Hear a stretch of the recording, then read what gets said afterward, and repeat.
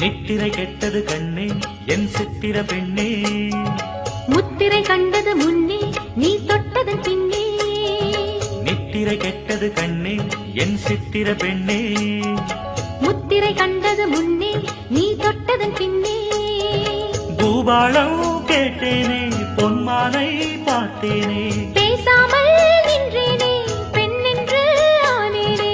கட்டளையிட்டதும் பட்டதும் தொட்டதும் கற்பனை அல்ல, இளவெற்றிலை என்றொரு வெற்றிலை கண்டது அற்புதம் அல்ல.